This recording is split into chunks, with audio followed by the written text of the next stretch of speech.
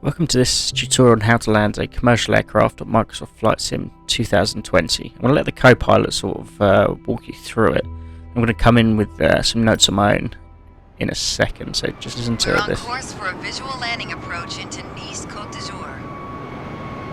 Auto thrust is going to handle power management, so our main objective is to control the pitch to stay on the glide slope. The beauty of fly-by-wire means you only need to use the stick when you want to make attitude adjustments. Anytime you return the stick to the center point, the aircraft will keep to the current attitude. Alright, as long as the auto thrust is on, the speed will be automatically managed. Throttle should stay on the climb detent. Just focus on the trajectory to begin. Remember, fly-by-wire doesn't need a lot of corrective input. Just keep making small adjustments to pitch and roll as necessary. 2000. See the screw on the dash above the PFD? Use that as a guideline to keep us centered on the runway. Look to the right of the runway at the four colored lights called PAPI. They'll give feedback to stay within a 3-degree glide slope all the way down. We're a little too far out to read the colors yet, but when we're closer, the four lights will tell us how we're doing.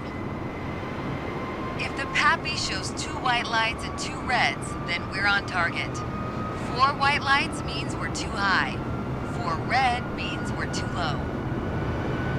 At 20 feet, pull back on the stick to kiss the runway, but be careful to avoid a tail strike. Okay, so that's her sort of 2 cents on it. You can see the runway slightly in the distance now. Yeah, I'm starting to bring it down.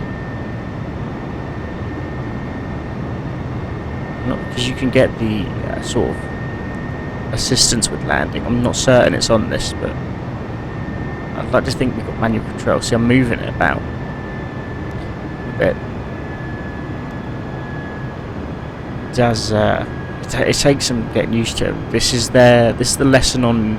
So this is Microsoft Flight Simulator's own lesson. This is their commercial airline training, basically. And to be honest, I thought they would have done more on it, because it's not. I mean, the training's not great. I mean, they only show you how to take it off and land. They don't show you about turns and speed you got to have and things like this. And approaches as well. I mean, approaches is like the key thing, getting the turns right. It doesn't show you any of that, so it's something you've got to figure out yourself, really. 'Cause my problem with landings has been not being able to get the approach right, coming into it too fast, and the game stops. Look like with this tutorial we've done this one okay.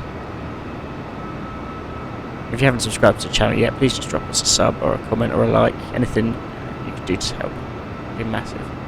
If you have subbed already, thank you very much. Here we go into Nice Airport. I believe this is. No, this is. I did this at the start of when I first started doing Microsoft Flight Sim. It's a really nice landing. Plenty of space. Okay, I'll bring it down now, getting even closer. I think in a second, Mrs. Co-Pilot is probably going to want to talk again, so I'm going to hand back to her. We're getting close to the threshold. Now shift your focus down to the end of the runway. Listen for the computer calling out retard, then set thrust to idle. 500. 400. Okay, center line. 300. Deadly accurate. Look at that. 200. Look at now, it's looking at 100 plus nods. 100. Not a bad thing. 60, 50, 40, 30, 20. Down. Retard. Oh, lag. Ah, Time Well, to flare? there we go. Lovely. Not bad landing that, actually.